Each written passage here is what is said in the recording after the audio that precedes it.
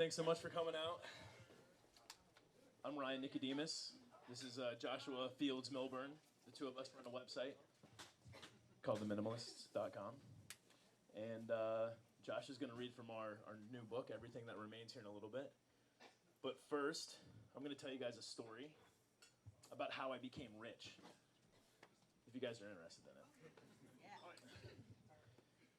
So imagine your life a year from now, 2 years from now, 5 years from now. What's it going to look like? Imagine a life with less stuff, less clutter, less stress and debt and discontent. A life with fewer distractions. Now, imagine a life with more time, more meaningful relationships, more growth and contribution and contentment. A life of passion unencumbered by the trappings of this chaotic world that we live in. Well, what you're imagining is an intentional life. It's not a perfect life. It's not even an easy life, but it's a simple one. What you're imagining is a rich life, the kind of rich that has nothing to do with wealth. You know, I used to think rich was earning $50,000 a year. And then when I started climbing the corporate ladder in my 20s, I quickly began earning 50 grand, but I didn't feel rich. So, I tried to adjust for inflation. Maybe $75,000 a year was rich, maybe $90,000, maybe six figures, or maybe owning a bunch of stuff. Maybe that was rich. Well, whatever rich was, I knew that once I got there, I would finally be happy.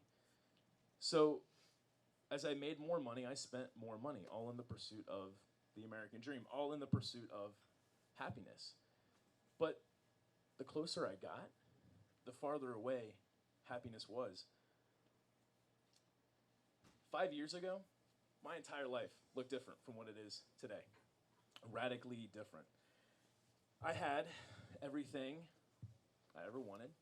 I had everything I was supposed to have.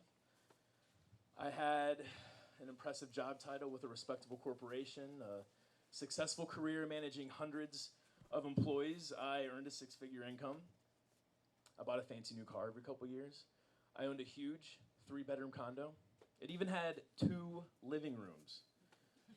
I have no idea why I needed 2 living rooms. You had a cat. I was living the American dream. I had a cat. Everyone around me said I was successful, but I was really only ostensibly successful. You see, I had a bunch of things that were hard to see from the outside. Even though I earned a lot of money, I had heaps of debt. But chasing the American dream, it cost me more than money. My life was filled with stress and anxiety and discontent. I was miserable. I may have looked successful, but I certainly didn't feel successful. And it got to a point in my life where I didn't know what was important anymore. But one thing was clear. There was this gaping void in my life. So I tried to fill that void the same way many people do, with stuff. Lots of stuff. I was filling the void with consumer purchases. I bought new cars and new electronics and closets filled with expensive clothes. I bought furniture for my house, expensive home decorations, and I always made sure to have all the latest gadgets. And when I didn't have enough cash in the bank, I paid for expensive meals, rounds of drinks, and frivolous vacations with credit cards. I was spending money faster than I earned it, attempting to buy my way to happiness. And I thought I'd get there one day, eventually. I mean, happiness had to be somewhere just around the corner, right? But the stuff didn't fill the void, it just widened it. And because I didn't know what was important, I continued to fill the void with stuff, going further into debt, working hard to buy things that weren't making me happy. It went on for years. It was a terrible cycle. Lather, rinse, repeat. By my late 20s, my life on the outside looked great. But on the inside, I was a wreck. I was several years divorced. I was unhealthy. I was stuck. I drank a lot. I used drugs a lot. I used as many pacifiers as I could. continued to work 60, 70, sometimes 80 hours a week, and I forsook the most important aspects of my life. I barely ever thought about my health, my relationships, my passions, and worst of all, I felt stagnant. I wasn't growing. I certainly wasn't contributing to others. My life lacked meaning, purpose, passion. If you would have asked me what I was passionate about, I would have looked at you like a deer in headlights. What am I passionate about? I had no idea. I was living paycheck to paycheck, living for a paycheck, living for stuff, living for a career that I didn't love. But I wasn't really living at all. I was depressed. Then when I was approaching 30, I noticed something different about my best friend of 20-something years. Josh seemed happy for the first time in a really long time, like truly happy. But I didn't understand why, because we had worked side by side at the same corporation throughout our 20s, both climbing the ranks, and he had been just as miserable as me. So something had to have changed. To boot, he had just gone through two of the most difficult events of his life. His mother passed away, and his marriage ended, both in the same month. He wasn't supposed to be happy, and he definitely wasn't supposed to be happier than me.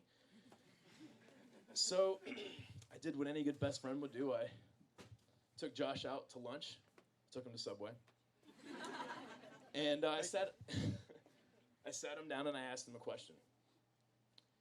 Josh, why the hell are you so happy? He spent the next 20 minutes talking to me about something called minimalism. He talked about how he spent the last few months simplifying his life, paring down on his things to make room for what was truly important. And then he introduced me to an entire community of people who had done the same thing. He introduced me to a guy named Colin Wright. He's a 24-year-old entrepreneur who travels to a new country every 4 months and carries with him everything that he owns. Then there was Joshua Becker, a husband and father of two, full-time job, a car, a house in suburban Vermont. Then there was Courtney Carver, a 40-year-old wife and mother to a teenage daughter in Salt Lake City. And there was this guy named Leo Babauta, a 38-year-old husband and father of 6 in San Francisco. Although all these people were living considerably different lives, people from different backgrounds with children and families and different work situations, they all shared a couple things in common, at least 2 things in common. First, they were living deliberate, meaningful lives. They were passionate and purpose-driven. They seemed a lot richer than the so-called rich guys I worked with in the corporate world. And second, they attributed this meaningful life to this thing called minimalism. So me, being the problem-solving guy that I am, I decided to become a minimalist right there on the spot. I look up at Josh, I'm like, all right, man. I'm in, I'm a minimalist. Now what? You see, I didn't want to spend months paring down my items like Josh had. That was great for him, but, of course I wanted faster results. So we came up with this idea of a packing party. We decided to pack all my belongings as if I was moving, and then I would unpack only the items I needed over the next 3 weeks. So Josh literally helped me box up everything. My clothes, my kitchenware, my towels, my TVs, my electronics, my frame photographs and paintings, my toiletries, even my furniture. Everything. We literally pretended like I was moving. So after about 9 hours and a couple China garden deliveries, everything was packed. And Josh and I were sitting there, feeling exhausted, in my second living room, staring at boxes stacked halfway to my 12-foot ceiling. My condo was empty. Everything smelled like cardboard. I mean, everything I owned, every single thing I had worked hard for over the last decade, it was all sitting there in that room. Just boxes on top of boxes on top of boxes. Now, each box was labeled really well so I would know where to go when I needed a particular item. Labels like living room, junk drawer number 1, kitchenware, bedroom closet, junk drawer number 9, so forth and so on. So I spent the next 21 days unpacking only the items I needed. So you can imagine that first night I unpacked my toothbrush, I unpacked some bed and bed sheets, I unpacked the furniture I actually used. I unpacked some kitchenware, a tool set, just the things that added value to my life. Excuse me. After 3 weeks, 80% of my stuff was still sitting in those boxes, just sitting there unaccessed. And I looked at those boxes and I couldn't even remember what was in most of them. All those things that were supposed to make me happy, they weren't doing their job. So I donated and I sold all of it. And you know what? I started to feel rich for the first time in my life. I started to feel rich once I got everything out of the way to make room for everything that remains. A month later, my entire perspective had changed, and I thought to myself, I think people might actually connect with this story. They might actually connect with our story. So we did what any two guys would do. We started a blog. We called it The Minimalists. And that was 3 years ago. And then something amazing happened. 52 readers visited our website in the first month. 52! I know, it sounds unremarkable at first. But that meant that dozens of people were resonating with this message. And then other remarkable things started happening. 52 turned into 500, 500 turned into 5,000, and now more than 2 million people a year read our words. It turns out when you add value to people's lives, they want to share the story with their friends and family. Adding value it's a basic human instinct. And that's why we're here tonight.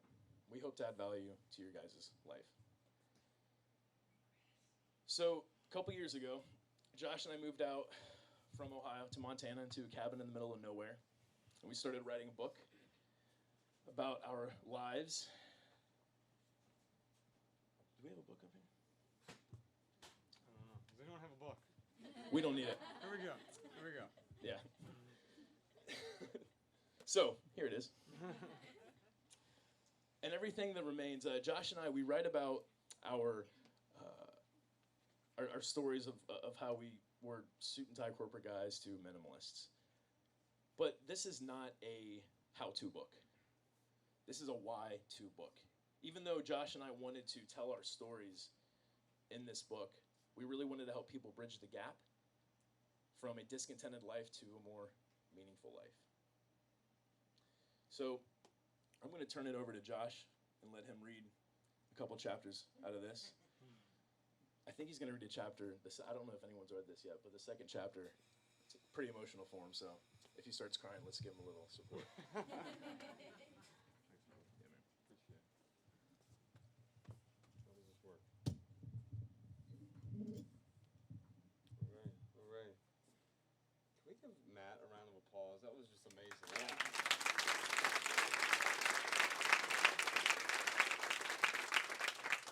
The book starts here. Well, it starts in Cincinnati where I was working at the time, but very quickly it comes down here because my mom was living in St. Petersburg, and she had just moved down here from Ohio. She had retired, right? And as soon as she moved down here, she found out she had cancer, and so a couple months later she was gone. And so I came down here 7 weeks that year to help her through the process and stuff. And I discovered Matt's music when I was down here, and it was like, I didn't tell him this before he came out here because I thought maybe I'd scare him away, but it was sort of the soundtrack for my life at that time. In fact, I don't think I could listen to your first album for about 3 years afterward. I just started listening to it again last year, so it was really, really phenomenal. It got me through some incredibly difficult times because at the same time my mother was dying, my marriage was ending. And so, I was looking around, I didn't know which way was up anymore. And so we've done a few events now. This is our first tour stop, and I've had a chance to read from a few chapters of this. I always skip the first 2 chapters, though, because I can't get through them without crying. So I'm going to try and, because the second chapter takes place here in the Tampa Bay, I figure I'd try to give it a shot here, and if that doesn't work, we'll move on and pretend nothing happened. You okay with that? Beautiful. I'll grab my water.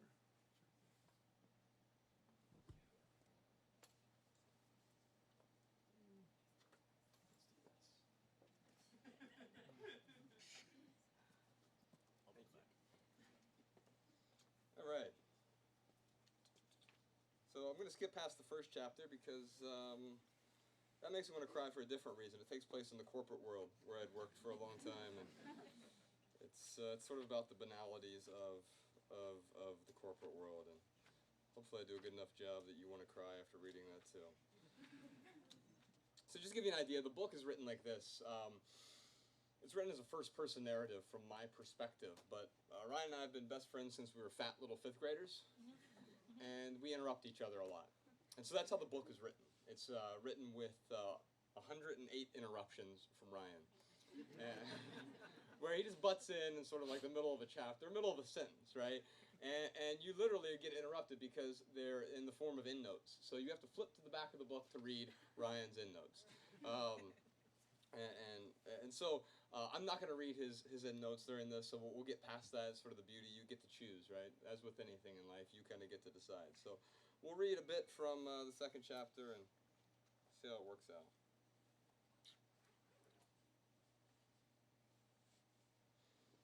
This is called Stray Age. October 2009. The atmosphere at Suncoast Hospice is so thick it's hard to breathe. The indoor lighting is soft and placid. My chair is next to Mom's bed. Her small living quarters decorated with miscellanea. Niceties strategically placed to make her feel at home. Picture frames, artwork, and the like. A complex machine is set up next to us. It is large and clunky and has a pixelated LED screen meant to monitor her vitals. The machine is switched off. Tears burn my cheeks. I'm crying for the first time in my adult life. A picture of Mom and me, the two of us smiling on a beach, is perched on the nightstand. She's wearing a smile and a blonde wig in the photo. This morning I received a call to let me know that things had taken a turn. I better fly down, the nurse said. She tried to put Mom on the phone, but her speech was incoherent. She sounded unlike I've ever heard anyone. Like a dying character from a bad movie, droning and gurgling and emitting vague sounds, not words. I told Mom I loved her, and I hung up the phone and then booked a flight from Dayton to Tampa and called Ryan to drive me to the airport. I had spoken with Mom just yesterday. Her words were slurred but semi-intelligible, and she was still conscious. Her short-term memory had been gone for at least a few months, but ever since her cancer had metastasized beyond her lungs to her other vital organs and eventually to her brain. But her long-term memory seemed intact. Everything's still there. The good times and the bad. Everything from our past frozen in time. I sat in the passenger seat in Ryan's truck as he shuttled me wordlessly to Dayton International Airport, my thoughts swirling under traveling skies. We were driving north on Terminal Drive, less than a mile from the airport, when I received the call. Mom was pronounced dead at 2:47 this afternoon. Ryan hugged me, and I boarded my plane. The cab ride from Tampa to St. Petersburg was navigated by a friendly man in his mid-40s, close-cropped salt and pepper hair, a good friend's smile.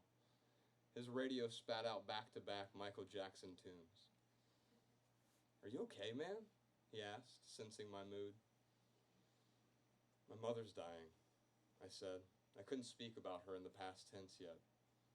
I hadn't even seen her body. "I'm sorry, brother," he said with condolence, turning up the radio to help me cope.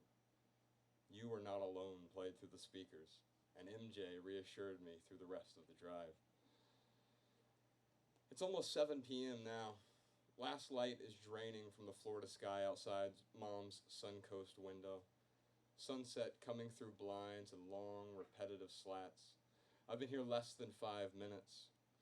Peace radiates from Mom's benevolent face, though it feels too cold to touch. Not cold, not icy, but it lacks life. The temperature of an object, not a person. My sobs are uncontrollable. I don't even notice their arrival until they're already there, a natural reaction, like chemicals mixing to form an explosion, or tectonic plates shifting. an earth tremor of emotion. She's tiny, lying there, fragile and small, as if her gigantic personality never extended past the size of her body.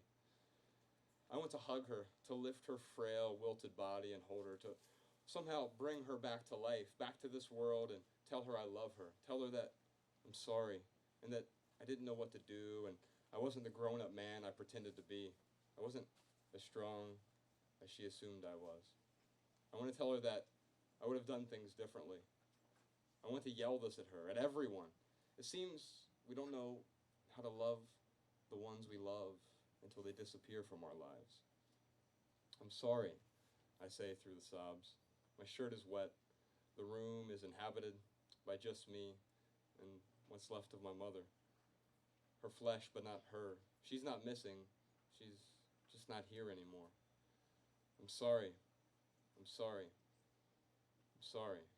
I repeat, rocking back and forth in my chair, a mental patience sway. I can feel the wreckage on my face.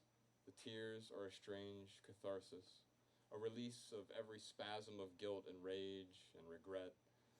But they're also a departure for me, these tears, a turning of a page that I didn't know needed to be turned. Eventually I have to leave. There's nothing left for me to say or do. I'm all out of tears, and so I hop a cab to Mom's building. Her second-floor apartment is filled with at least 3 apartments worth of stuff. So much stuff.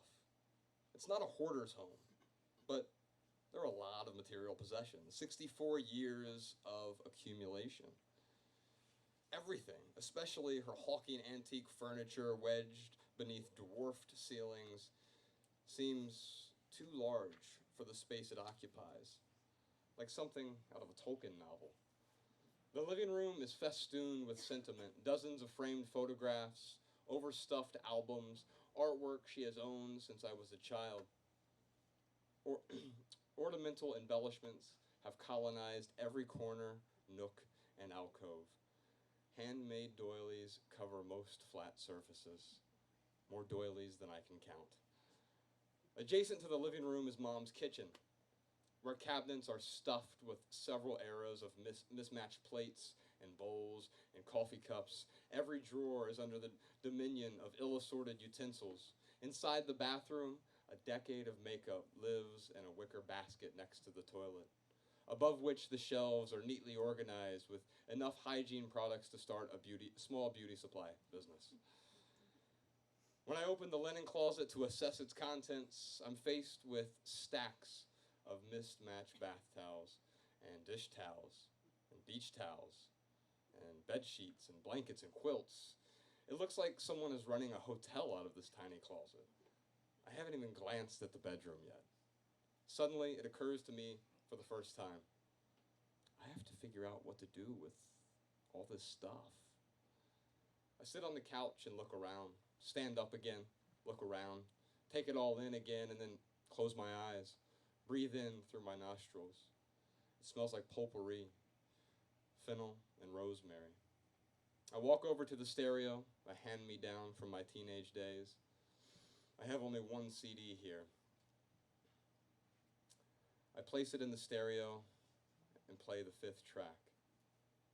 I've listened to this album every time I've visited Mom. 7 trips, 7 different weeks this year. The singer croons optimistically over the soft piano and acoustic guitar instrumental. It's dark through Mom's window. The lights of downtown St. Pete lead to the bay, a sliver of which I can see from the living room. The water reflects the night sky, leaving everything bathed in 1,000 hues of dark blue that stretch beyond the horizon. I sink into the ash-colored couch, exhausted and unsure of what to do next. I close my eyes. When I finally peel my eyelids open hours later, I'm blinded by bright light on every flat surface. The morning sun angles through the windows obnoxiously, spotlighting my face and the objects in the room, casting shadows indiscriminately on everything that is beautiful and everything that is not. The white walls are screaming in the Florida sun. Everything appears bleached. I need a coffee and several ibuprofen. According to the woman on the phone, they don't have a big enough U-Haul in stock. She says I'll have to wait until tomorrow, which is fine. I have plenty of packing to do today, starting with the brimming bedroom closet. Why does she have so many winter coats? Doesn't she live in Florida? I mean, didn't she live in Florida? I feel a pang of sadness. Surely she didn't wear any of these high heels. And pantsuits? Really, Mom? Pantsuits? When was the last time you wore a pantsuit? And it's mind-boggling to see all these blouses with price tags still attached. Here are two bathrobes, unworn. Quote, sale tags, still dangling like a friendly reminder of wasted money. Although, I guess I can't point the finger, can I? I too own a lot of clothes that I don't wear. A lot of crap that I don't use. What am I going to do with all this stuff? I mean, I don't want to commingle Mom's stuff with my stuff, so that's out of the question. My wife and I already have our house thronged with our own personal effects. Our living room furniture in the living room, our bedroom furniture in the bedrooms, our entertainment room furniture in, well, you get the picture. I don't even have room in our vast basement, not with all the bins and boxes and assorted plastic storage containers from the Container Store. Another phone conversation reveals that a storage locker in Ohio, one big enough to store most of Mom's possessions, is, quote, only $120 a month. I'm not great at math, but my back of the napkin arithmetic unveils an annual fee that approaches $1,500. Not exactly a bargain, but I guess you've got to do what you've got to do, right? The contents under Mom's high-rise Queen Anne bed look like they were pulled from a bad mystery novel. There are several wicker baskets, picnic baskets, filled with stained off-white table linens. She didn't even own a dining room table. Nearby, a boxed wedding dress takes up several cubic feet. Is it her dress? I hope not. My parents divorced in 1984. 1,000 miles from here. And what are these? 3 boxes, oddly labeled 3, 4, and 1. They look like cases of old printer paper, kind of heavy. The cardboard box is sealed with layers of brown tape. The cardboard is sealed with several layers of brown tape. Here's a 4th box, numbered with a large numeral 2. Aha. Rearranging the boxes uncloaks the climax of this Dan Brown-esque mystery. 1, 2, 3, 4. But what is inside these boxes? I think I'm out of time. I'm just kidding. All right. You've got to buy the book. No, I'm not. You really don't. You really, really don't. I lost my page.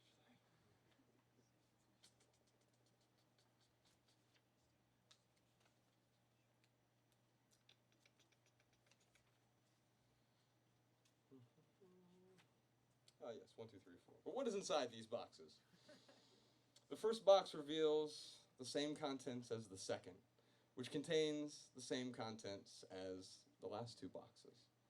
Old elementary school paperwork. My elementary school paperwork. 4 years of it. Grades, you guessed it, 1 through 4. Each box littered with English, math, science, and more English writings.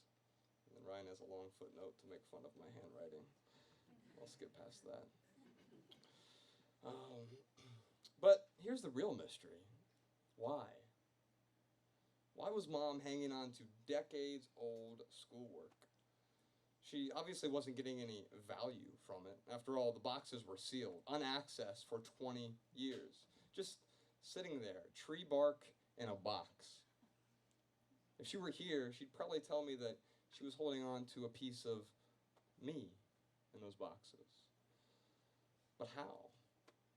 I was never in those boxes. I didn't even know they existed until this moment. And yet, she thought she could keep a piece of me, memories of me, by keeping these things. This thought infuriates me at first. Our memories are not in our things. Our memories are in us. But wait a minute. Aren't I doing the same thing with her stuff? Except instead of little boxes under my bed, I'm going to squirrel away all her bits and pieces in a gigantic box with a padlock. And just like her, I will, in all likelihood, leave it there, sealed for a score in an edge-of-town storage locker, the final resting place for her belongings. Faced with this realization, I pick up my phone and dial. Thank you for calling U-Haul, your moving and storage resource. My name is Randy. How may I help you? Hi, I need to cancel a truck. Thank you.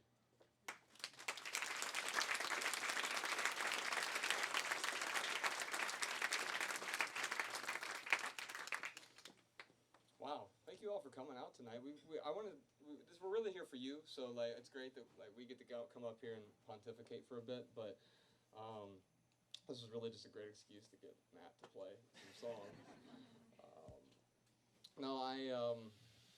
So every chapter of the book has a song in it. So there's like a weird sort of soundtrack to the book. And one of the chapters was, I'm really glad you played Perfect Day, because one of the chapters was called Perfect Day. Unfortunately, that chapter got cut. And it had nothing to do with the song. Yeah, I mean, it was a really long book. It was like 1,000 pages at one point. And we said, okay, how can we get this down to about 200? And so we had to cut a lot and trimmed a lot of fat to try to make the book a lot more meaningful. But yeah, that song was actually part of the original book. So just a great song, great album. And I encourage you, if you're going to buy anything, buy one of Matt's albums before you buy one of our books. But we're really here for you tonight, so I'd love to do some Q and AA, attempted answers. Because if we don't really know the answer, one of my sort of favorite techniques is to answer a different question. So I might have the right answer, it's just not for your question. So we'll do a little Q&A, and then we can of course do some books and stuff like that afterwards. So questions? Yes, ma'am. What were some of the challenges that you came across? Some of the challenges that I came across. That was the first one where I was ever faced with stuff. Well, it was my mom's stuff, and I didn't know anything about minimalism at the time, and so it was weird. I after that, and I talk about that in the book, where I spent the next 12 days getting rid of her stuff, which was an incredibly difficult process. I went back to Ohio with 4 boxes of pictures, which I actually learned you can use. You don't have to just put them in a closet.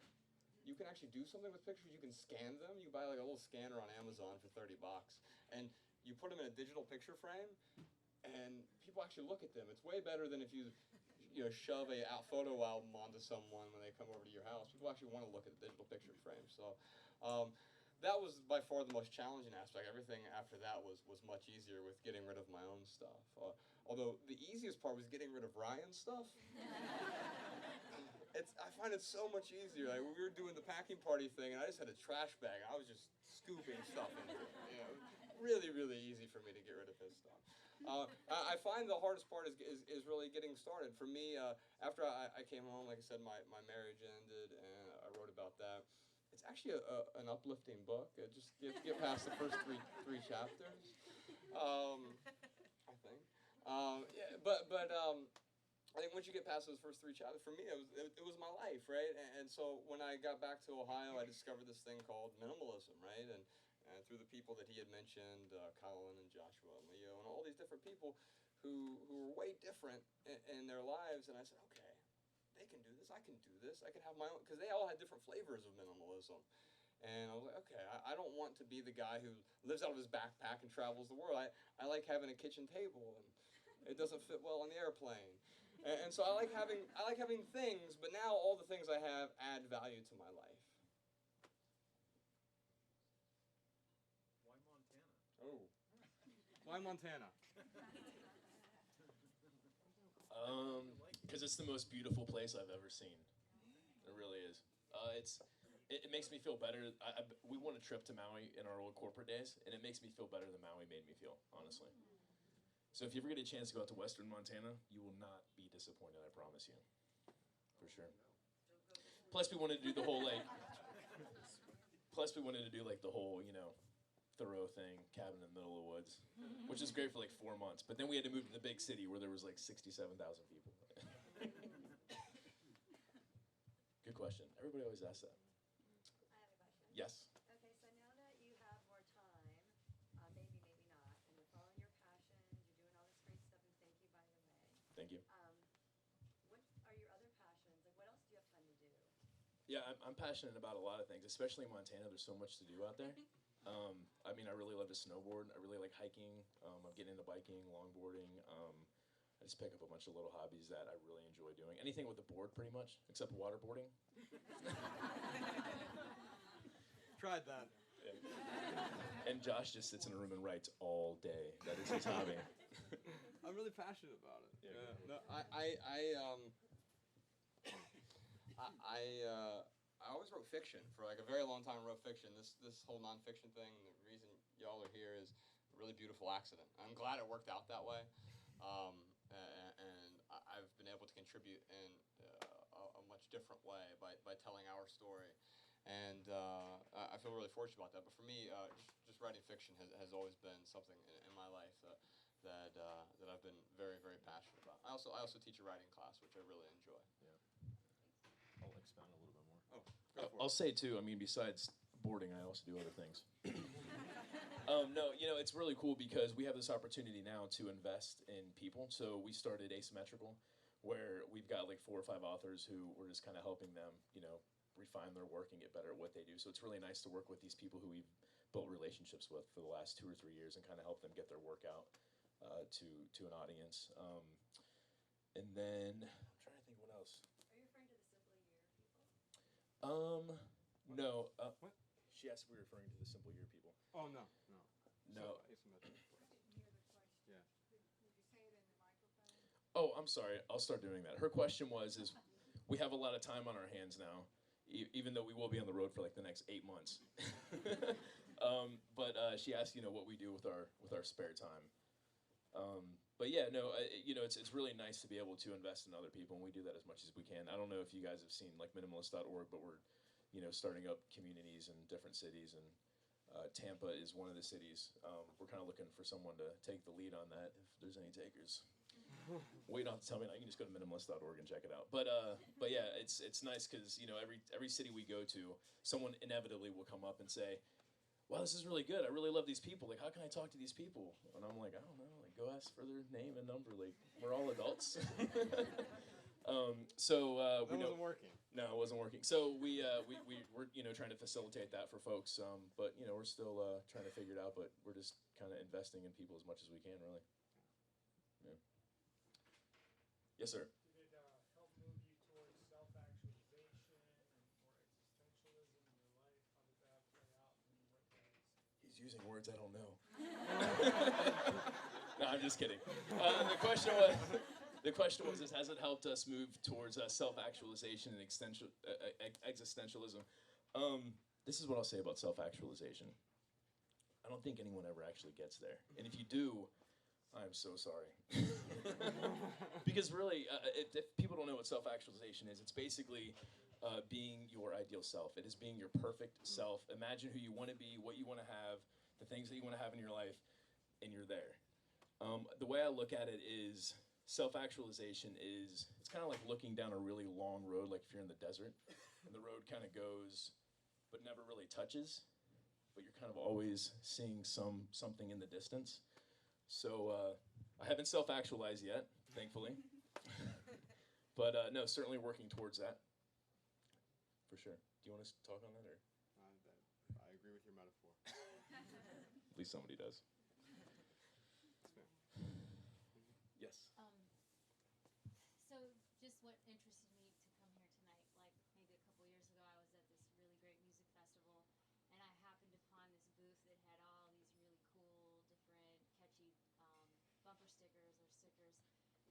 said I'm gonna get one of these, and I have to find the one that clicks. And the one that clicked was live simply, so that others may simply live. And I was just like, do-do-do-do-do-do, and I zoned in on that, and some kind of sparks went off, and I got it. And I've always hung that up in my place, and I kind of come back to it sometimes, and I'm like, okay. And I start cleaning out a room and getting rid of stuff. Right. And I'm just kind of like, so then your website kind of clicked with me, and I'm just on this little journey, going through it, and I haven't unveiled a whole lot, but, I'm just wondering about the piece about helping others. I know, like, on the grand scheme of things, if we as a country, cut down, we can help other countries, but have you found ways maybe that cutting down your life has helped others? Well, it's funny. Getting rid of your stuff, for me, it was the initial bite of the apple. Because, everyone could go home and rent a dumpster and throw everything away and be completely miserable in their empty home. But what it helped me to do is it really helped me ask, the right questions on the things that I wanted to focus on. So through kind of living more deliberately and really figuring out what I wanted to live for, it led me down the road of adding value, growing and contributing to others in a meaningful way. So I certainly think that, it can definitely help lead you down that road. Do you want to talk about that? You talk about contributing to other people. For me, the meaning of life is growth and contribution. That's it. I'm growing as a person. I'm finding ways to contribute beyond myself in a meaningful way, and that's why we're doing this. It's not hyperbole when Ryan gets up there and says, we're here tonight to add value. We don't make any money touring, If you buy a book, it goes to my favorite charity. It's the Josh and Ryan Gas Fund to get to Miami. We make significantly less money than we did before, but I've never been more financially secure because I make better decisions now. I grew up really poor, and I talk about this in the book. I grew up on food stamps and just a really crappy childhood. And I thought we were poor because we didn't have money. And then when I was 18, by the time I was 19, I was making $50 grand a year. But I was spending 65. And that equation doesn't work. And so just like Ryan, I adjusted for inflation, right? And by my mid-20s, I was making six figures, but I was spending even better money. And so I was going into massive amounts of debt. And I was not very secure in what I was doing. And I certainly wasn't contributing to other people, at least not in any meaningful way. I do like the Habitat for Humanity once a year or something like that, which is better than nothing, and I think everyone should do that. But I, since we've been doing this, we've had the opportunity to do all kinds of things. But I really believe that contributing, adding value to other people's lives, it's contagious. I saw your hand first. I'll let him pick. You guys both talk about having massive piles of debt, but then you also talk about quitting your corporate job. Yes. How did you get out of that? Not in that order. Yeah, it took me about. Repeat the question. Oh yeah, I'm sorry. The question is, I'm trying to phrase it in a way that's less mean. I'm kidding. No, I'm kidding. I'm totally kidding. It's a really good question. We both had a bunch of debt, but we also talk about how we walked away from our corporate jobs.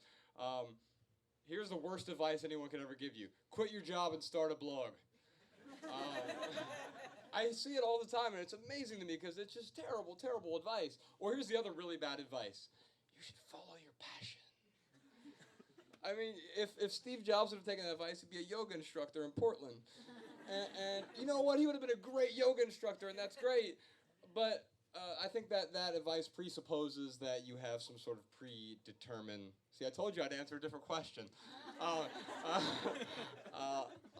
I think it means you have a predetermined destiny, or you have some sort of predetermined thing you're supposed to do. Like Matt Hires is supposed to be a singer-songwriter. Ryan is supposed to be a... I don't know what he does. Ryan's supposed to be, a mentor, an author. Or I'm supposed to be, a writing instructor. The truth is, there are dozens of things that any of us can be happy about. The reason that I walked away from my corporate career, because, by the way, I don't think there's anything wrong with having a corporate job, working a 9 to 5, right? We all have to pay the bills. And we all have to accumulate some stuff. We all need some things in our lives. So I don't think there's anything wrong with the corporate lifestyle. For me, where I was working didn't align with my values and my beliefs. And I think if what you're doing aligns with your values and your belief, you can cultivate your passion. You can cultivate it into a passion, which isn't always as fun as it sounds. There's a lot of drudgery. I can tell you, setting up a 100-city tour isn't very easy, right? And so, like, we've spent the last year finishing the book and setting up this tour, and also we run an independent publishing house together. And so there's a lot of hard work, a lot of drudgery that we go through to get to where we are today, because we are passionate about it. We don't mistake excitement for passion, though. I think a lot of times I used to get excited about an idea, and I'd be excited about it for 15 minutes or a day or 2 days, and that excitement wanes, and all of a sudden it's like, I'll go back to something that's easier. And for me, the corporate world was easy, or Facebook or television is easy, but it's not meaningful. There's no real payoff there. Now to answer your real question, debt. I spent 2 years on what I call the ramen noodles diet plan. And basically, every extra dollar that I earned, I tracked. I tracked everything. I used mint.com to track a lot of my expenses. And I paid off just heaps of debt, about 80% of my debt over the course of 2 years, and didn't buy anything. In fact, I did an experiment, too, and we wrote about this on the website. I didn't buy anything for a year. No items for a year. And it was my first ever New Year's resolution. And I thought it was going to be easy, like, at the time. Like, I just won't buy anything. I'm a minimalist. It's hard. I mean, but what it did is it really did reprogram me. After about 4 months, I found that my impulse to, like, I'd go somewhere and I'd be like, oh, that's a great book. And I think I'll buy it. Because before I could buy it, I've got a credit card. It's free money. And when I bought it, I didn't think anything else of it. Maybe I'd read it, maybe I wouldn't. Not a big deal. But then, when I couldn't buy anything, I'd go to a store and I'd see a book and I'd be like, "Oh, that's a great book. I'd like to." Oh, I can't. And then, over time, I would just see someone say, "Oh, that's a great book." Great. And I no longer felt that impulse. And so after 4 months, I really reprogrammed myself. Now, don't get me wrong. I'm not against consumption. I'm against compulsory consumption. And so I had to reprogram that compulsiveness inside me. It took about 2 more years after I left the corporate world to pay off the other 20%. I actually became debt-free 9 months ago. It wasn't that long ago. Yeah, it took a very long time. Yeah, thank you. Yeah, thank you. So I think that was the answer to your question, but thank you. Another question. I'll let you pick, Ryan. Yes. Way back here.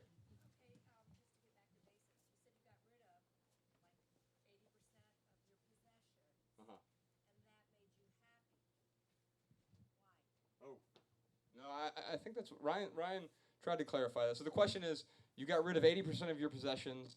Why did that make you happy, Ryan? Yeah, that's kind of what I was saying earlier about how it wasn't getting rid of the stuff. I mean, it was certainly some great benefits to not having to take care of, all of those things and dust and clean and worry about those things. The biggest things that I got rid of that really added a lot of value was my huge condo and this brand new car that I had. I rented out my condo. I sold my car, got a car with no car payment.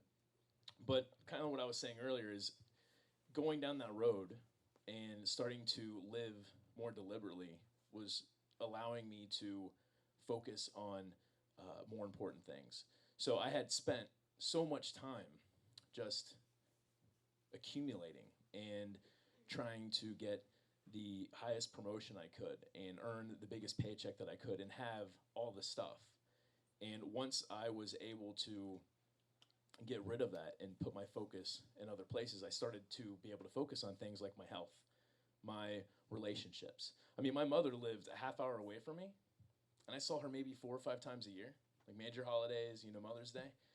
And the sad part is every time I would show up, she would always be like, "Hey, no worries, we don't see you. We know that you're Mr. Bigwig now." And I was going to school at the time as well. So working, going to school, and I kept telling myself that eventually I'm going to have this nice little nest egg. I'm going to be successful enough to where I can do whatever I want. But when I got rid of all my stuff, I thought, when I sat there and was looking at, all my stuff in the boxes and the 80%, I was like, wait a minute. I can do this now. I don't have to wait until I'm 65 to have a relationship with my mother, or a better relationship with my mother, I should say, or to spend more time with the people that I love and care about, or to contribute to others, or to experience growth, or to pursue some type of passion. So I hope that answers your question. Okay. Right, because that's where my main focus was, and that's the problem, is when you put focus on money or material possessions, you lose sight of the things that are really important. Can I ask a question? No. Can I ask? Thank you. Yeah, I think one of the best things that has been helpful for me is if I can get some answers from you, and I think it'll help everyone else out here too. Think about this question. I like just a few answers. How might your life be better if you owned fewer things? Just somebody. Yes, ma'am. You spend less money on the stuff, and then you spend less money maintaining it as well. It used to take me 8 hours to clean my 3-bedroom, 2-living-room house. Yeah, which is crazy, Now it's like 45 minutes to clean the apartment. So, yeah. It's much easier to pack when you go on a trip because you don't have so much to go through. Much easier to pack when you're on a trip. We're on the road for 10 months total. We each have a carry-on bag, and that's it. I mean, but once you learn how to travel that way, I used to be the guy with like 2 suitcases rolling behind me and like the big carry-on. You're trying to shove into the overhead, and it was a nightmare. Now it's so much easier. Get through security and just pack very quickly. Absolutely. What else? I always feel that my external environment is a reflection of my internal environment. So when I have spaces that are very clear and open and lots of light coming in without a lot of visual clutter, my psyche feels better. Yes, yeah. There is a certain aesthetic benefit, or a certain elegance, even of simplicity, or of minimalism, or of having fewer things. And the things that you do own then tend to add more value because they stand out, and you actually use those things. Absolutely. What else? Any other benefits? Way back here. I think you're also helping other people when you give them the things that you're giving up. Yeah, you're helping other people. What was cool about that is what added value to my life may not add value to my life tomorrow, so I can get rid of it, and it may add value to someone else's life, more so than it's sitting in the storage locker that I'm paying $1,500 a year for. Yes, sir. You'll appreciate the things that you do have. Yeah, I say that now everything that I own adds value to my life or brings me joy. Yeah, absolutely. If you have people in your house, you'll probably spend more time with them. You'll spend more time with people as opposed to the things. That was one of the biggest things I know for us, because we spent so much time accumulating, focusing on stuff, that our priorities got out of whack. Yeah. Anything else? Any other benefits? One more. Anybody? Make one up. This is less about the stuff and more about the time I used to spend shopping.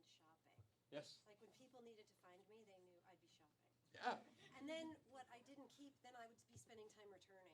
I was like one of those returnaholics. And so once I stopped shopping, I had time to do like other hobbies and things. Exactly. Yeah. And then when you weren't shopping, you were thinking about shopping too, though, right? Oh, and then you fret about whether you're getting a good deal, because I thought of myself as like frugal. Yes. Yes, of course. Looking for the good bargain. Right. Shopping my income away and diluted, whatever. Right. I call sale price full price, because it's 20% off, it's 50% off. Yeah, it's 100% off if you don't buy it. So just think about that next time you want to get the kind of ugly pair of shoes that are half off. All right. Any other questions? We have time for like 1 or 2 more. Yes, sir.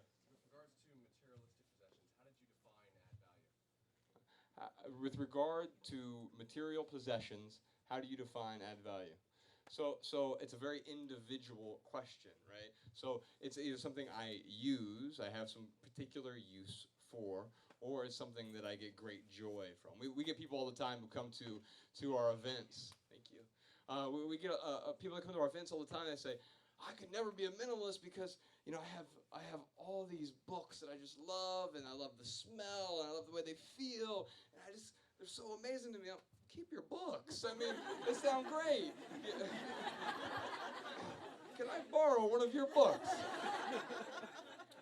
But for me, I had 2,000 books, but I was holding on to them for the wrong reason. I really, really love books, but the reason I was holding on to them is because they made me look smart.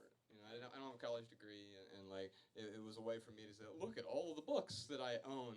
I've even read some of them, and then I threw my back out when I was moving them. I'm like, what the hell am I doing with all these books? And so I got rid of them. But for me, it's got to bring joy to my life, or it has to have some use, some sort of purpose. My blender adds value to my life. I use a blender, all the time. So that's my example. Good example. Thank you. Let's take hers because she was like screaming. Yes. Wait, what? I think in a lot of ways our society values the stuff and promotes consumerism and keeping up with the Joneses as a measure of success. And it seems like you guys kind of fell into that by getting all the stuff and all the debt. Did you have a difficult time shaking that value system off and letting your family and friends know, hey, this is not what we're about and we're going on this other path? Yeah, definitely. Did everybody hear that? Yeah. Okay. Do you want to talk about your identity? Yes. Okay, I'm gonna pass the mic back to Josh. The people always ask, like, what was the hardest thing for you to get rid of? Right? Was it like your big screen TV, or the hardest thing for me to get rid of was my identity. And it's not like Jason Bourne, like I didn't like change my identity. But I did have to. We ask this question all the time. When you meet someone, one of the first questions you ask them is, and I don't think there's any malintent behind this. We talk about this in the book. We ask, what do you do? What do you do? Ryan, what do you do? I do a lot of things. That's true, right? We all do a lot of things. But what do we really mean by that question? Where do you work? What's your job title? How can I judge you based upon where you stand on the socioeconomic ladder compared to me? Should I associate with you? Do I need to associate? Do I need to suck up to you because you have this corporate job that I want to aspire toward? And so we ask that question, what do you do? And we get so good at it. And I had a great answer. I'm the director of operations for 150 retail stores. That's like this impressive thing. I didn't feel impressive. I felt depressed. And so with that question, I had to change the answer. And in fact, I had to change the question as well. So I spent the course of a year testing this out. When people came up to me and said, what do you do? Instead of using that impressive job title and spending 20 minutes talking about both two things that we don't like doing, I said, I'm really passionate about writing. I didn't say I'm a writer, because then you start getting the accusatory questions, right? Yeah. What have you written? Who's your publisher? I don't know. I just write words. And so I'd say, I'm really passionate about writing. I flip the question around. I say, what are you passionate about? And sometimes I get the deer in headlights. You get the, oh crap, what am I passionate about? Or you get some people who say, I'm really passionate about snowboarding. And then we talk about what we're passionate about for 15 minutes. And if we needed to know where the other person worked, that was great. But it didn't really matter that much once you talked about something that was a lot more interesting. So that was hard, though, because I had an easy answer for it. Good question. We'll do one more or two more. Yes, sir. So if you could ask, like, it seems like a lot of questions to deepen your understanding of like who you are, where you want to go in your life. What kind of questions? I know you talk about values, identity. I understand that knowing relationships, growth, passion, contribution, health, but what kind of questions do you ask yourself in order to elicit, your mind to be able to move in the right direction that you want it, like to like the passion?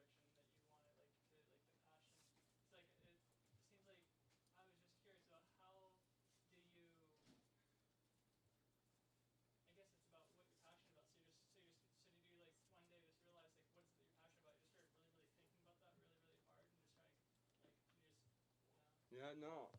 You need that. Yeah. The question is, how do you know what you're passionate about? You don't. I mean, and so if you do, that's great. Do it. If you can make money from it, that's great too, but that's not necessary. I wrote fiction for a really long time, but just because stories really resonated with me, and being able to tell stories. And I wasn't very good at it. For a very, very long time, I was not good at it. But I think that you can become passionate about, and I just want to reiterate this, you can cultivate a passion as long as it aligns with your values and your beliefs. So if you're talking about asking deeper questions, you have to ask questions like, what do I value? What do I believe in? And those are the questions that are the guiding questions in my life. And then realizing, okay, how am I spending my time now? Does that align with my values? Does it align with my beliefs? Yeah, I think we give lip service to our priorities. We say our priorities are these grand things like our health or our relationships or what I'm passionate about or contributing to other people. These are my priorities. But really, I'm spending my time on like email and Facebook and filling out spreadsheets. Our priorities are really how we spend our time. Those are our real priorities. There's nothing wrong with any of those things. It's just realizing that how we spend our time are our actual priorities. All the other priorities are sort of lip service until we dedicate time to them. Yeah, thank you. We'll do one more. I'm going to ask Todd because he showed up first. So thank you, Todd. In the book, I think it took place when y'all were back in Ryan's place and y'all had the conversation at the end. The 26-page conversation? Yes. Which was probably the most impactful to me because you started talking about anchors and stuff like that. And, I understand the possessions thing. I've gotten rid of most of my stuff. I get that. And, things have been a lot better. But going on the relationship, cutting those out, and the anchors that are holding you down that aren't bringing any value to your life. I know y'all mention it in there, but y'all run into that issue of having to cut friends or family that were holding you back, and Yeah, definitely. Did everybody hear that? you just cut them off. Or Yeah, I wish it was that easy. Text message. Just text message. It's fine. Well, it's funny, when you're in the corporate world and you start a blog and you call it the Minimalists, and you write about, how money isn't important when everyone around you, I mean, you really find out quickly who your friends are. It certainly is difficult to cut off those friends, and there were certain people who were probably, I would spend the most of my time with, but probably some of the least important people in my life. So it really helped for me to figure out who was my friend and who wasn't, essentially. But I'll tell you, with my mother, that was probably like the hardest relationship that I had to deal with. And she calls me up one day. It must have been like maybe a month after we launched the website, like when we had those 52 readers show up. I think my mom might have been all 52 of the visits. I don't know. And she's like, "Hey, son." And she calls me up. "Hey, son, how's it going?" "It's going well. How you doing?" "Good, good. What's this minimalist crap?" And I'm like, oh, okay, you found the website. I was like, cool. I was like, oh, just trying to take a different approach with life and, trying to gain a new perspective. And she's like, well, what does this mean? Does this mean that I can't buy you Christmas presents anymore? And I'm like, Mom, I have always told you, please don't buy me Christmas presents. Like, the $10 that she spends on that retro 1997 tie that I'm never going to wear, she could do much more with that $10 than I could. And we're kind of going back and forth, and she says, well, I'm going to buy you stuff anyways, and, whether you like it or not, I'm your mother, I can do that. And I said, well, you sure can. I said, but just to let you know, if you buy me something and I can't, and I don't have a need for it, like, I'm going to have to get rid of it, like, donate it, at the least. And that's not the thing to say to your mother, by the way. So she kind of got ticked off, and we went back and forth some more. But it just hit me, and I'm like, Mom, wait a second. Like, I love you, right? You love me, right? She's like, yeah, of course I love you. I said, well, you want me to be happy, right? She's like, of course I want you to be happy. And I said, okay, well, if you want me to be happy, then you'll support me in this experience that I'm doing. You don't have to change your life. This doesn't mean that you have to do anything. I'm not trying to convert any of my family or friends or anyone for that matter to be, this is about me. And if it makes me happy, then I really need your support means a lot to me. And that really kind of broke through and touched her. But there are certainly friends who I thought were who I did think were my good friends who all of a sudden just started projecting this. Well, can I have this? Can I have that? I'm like, dude, you can have whatever you want, man. Like, if you like it, great. Like, this is about my journey. This is about my perception. So, and yeah, I had to cut those friends off, and it was difficult. I mean, there's some people who really hurt my feelings. But again, it was kind of freeing to know who was my true friends and who really cared. I think that's all we have time for. So, do you want to close it out? Yeah, sure. I feel really grateful that you're here tonight. Ryan mentioned something that I'd like to just touch on because he's right. We did 51 cities on our last. This is our second book. So on our last book, we did 51 cities, but we did it over the course of like a year and a half. So we'd go out for like 2 weeks and then come back home. But every time we go out, we talk to people and say, it's great that you're here, but now you're leaving. And, how do I connect with someone? And before it was like, put your number down on something. And we didn't have a good answer, like go to Facebook. And so what we have done, what Ryan has done most of it, honestly, what we've done over the last year is we've set up these meetup groups, local meetup groups. And what we're doing throughout this year is as we go to a city, we leave the invitation behind for you. So if any of you are interested in meeting like-minded people, or not even, they're probably not like-minded, they're probably just open-minded. And I think that's much better anyway, right? To have a bunch of different perspectives. I mean, if you look around the room here, it's everyone is radically different, and I think that's what's really awesome about this. It appeals to everyone. We've had 11-year-olds come, we've had 83-year-olds come to our events, and everything in between. And so if you want to go to minimalist.org if you're interested in these local meetup groups, as Ryan mentioned, we're actually still looking for a community leader here. So if anyone's interested in spending 5 hours a month or a week, or 5 hours per month or week. Month or a week or whatever. Just helping facilitate that'd be great. But we really want to leave behind something for you so you can connect with people. So that's over, and it's all free. Like, we don't want to make any money or anything off it. We just want to leave you with something so you can connect with really awesome people. And it's not just all in this online world. You can actually meet some other people who are awesome too. So just go to minimalist.org, click on Tampa, and all the information's right there. So check that out. Before we'll sign some books and stuff. Like I said, get Matt's album if you're going to get anything. But our books is here as well. But I do want to thank Matt and thank Mojo for letting us come out tonight. Let's give them a round of applause.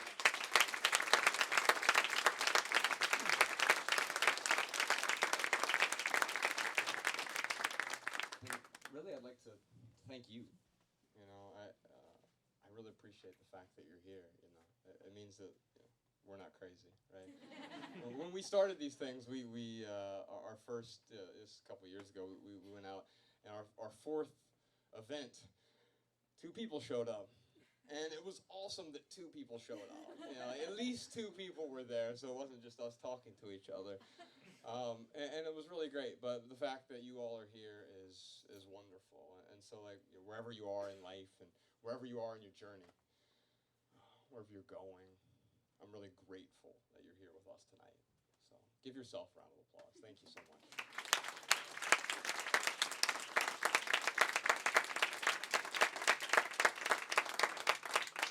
We'll be over here. Make sure you get a hug. They're transferable, so make sure that we give you one if you haven't gotten one yet. So they are absolutely free. Thank you so much for coming.